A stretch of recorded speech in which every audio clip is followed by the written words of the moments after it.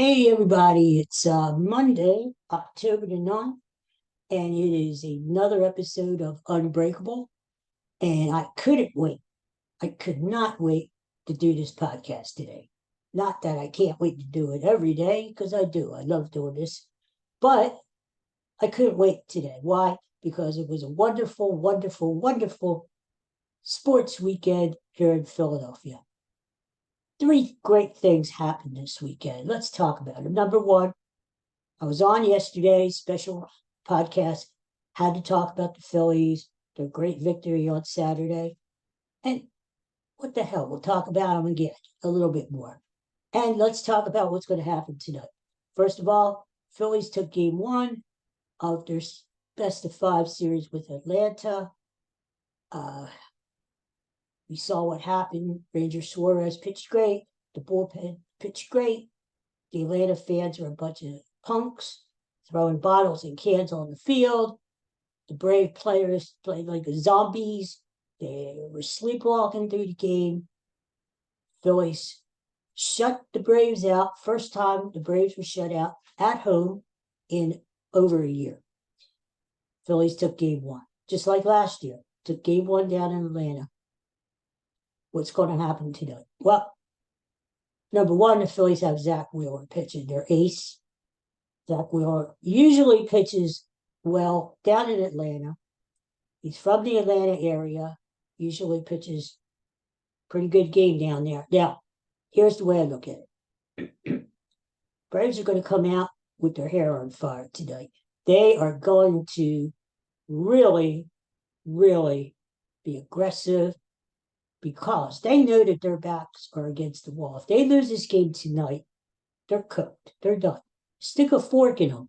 Why? Because they would have to win three in a row, including two in Philadelphia. We know that's not going to happen, not with this fan base. We know it. So tonight is do or die for the Braves. And let me put it this way. You may say, the Phillies don't have to win this game. They could win two at home and wrap up the series, which is true. I would submit that the Phillies do need to win this game. Why? Because of what we just talked about. Phillies win this game tonight. They take a stranglehold of the series up 2-0, taking two games in Atlanta.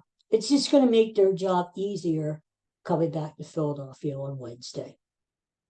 Plus, winning tonight, think about it. Winning tonight would break the spirit of the Braves. This is this high and mighty offensive club, the greatest offensive team in history, the history of baseball. Hello, bud. You know, to win tonight would just crush them. And this is what you want to do. You want to step on their necks while you have the chance. Don't let them up for air. Because if you give them any sort of hope, hello, Katie. All the dogs are wandering in here. What the hell? Give them any hope, you're going to give them life. Don't give them life. Step on them while they're down, okay? Last year, Braves took game two. Even though the Phillies went on, took the series, coming back to Philadelphia 1-1, anything can happen. Think about it. If the Braves should happen, God forbid, to take game three, all of a sudden, the Phillies are in a must-win situation against Spencer Strider on Thursday. You don't want to be in that situation. Don't put yourself in that situation. My point is win tonight and make it easier on yourself. Okay? So I actually expect the Phillies to win. They're underdogs tonight, but they are favorites to win the series. Isn't that interesting? So the odds makers feel that the Braves will win tonight, tie the series up, come back to Philadelphia. The Phillies will take care of business at home. And as I said, that very well may happen, but why not win tonight, right? Why not? My prediction is I think they are going to win. The Phillies are hot right now. What the Phillies need to do is get off on a good start tonight. Max Fried, he's got, what the hell, bud? What are you crying for? Max, Max Fried has that problem with his blister on his finger. Who knows how long he's going to go? Get him early. Get him out of there. Fried probably isn't going to go more than 5 innings anyway, okay? Then you've got the Atlanta bullpen, which you could feast on. We already see that the Phillies bullpen is much better than the Atlanta bullpen. Get the lead early. Make Atlanta play from behind. Put the pressure on them. By all means, stay aggressive. Remember how the Phillies were running the bases like wild men in game one on Saturday? That's what excuse me, bud. What the hell are you doing there? That's what the Phillies need to do tonight. Stay aggressive, run the bases, steal bases, play small ball, and take it to the Braves. Don't sit back and say, all right, we already won one game. We could coast. No, no, no, no, no. Whatever you did to get to where you are now, keep doing it. Stay aggressive, Phillies. So that's number one. Number two, Eagles. Go Birds. Eagles beat the Rams. They looked a little hairy there in the first half, but Eagles prevailed. The Rams, they have a young team. They're going to be okay, but the Eagles are just better. They're just better. Eagles are undefeated, 5-0. They tied the 49ers, only undefeated teams in the NFL. Eagles took care of business.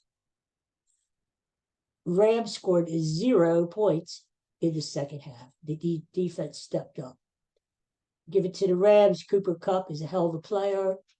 But, they needed to get pressure on Matthew Stafford. He's like a statue back there. He can't run. He can't move. Eagles eventually put pressure on him, and we saw what happened.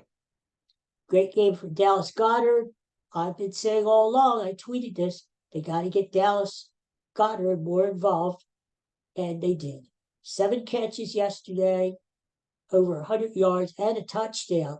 If you had Goddard for a touchdown yesterday, first touchdown in the game, you made some money. A.J. Brown had a great game. I saw where Devontae Smith was bitching about not getting the ball. Is this what's going to happen every week? One of our receivers complains, I'm not getting the ball enough, blah, blah, blah. It's a team game, right? There's only one ball to go around. Eagles have a lot of weapons. So take your turns. Goddard, now I bet you next week Devontae Smith will have a good game. It goes in cycles. Just be happy you're winning. Don't be crying. Jesus. We don't need all this drama, right? Just win. Just win, baby. Anyway, Eagles have the Jets next week. Now, in New York, we know the Jets are pathetic. But don't let down. I don't want the Eagles to look ahead because here's the thing. It could be a trap game. Eagles, after the Jets, have the Miami Dolphins at home. Oof. That's going to be a tough game.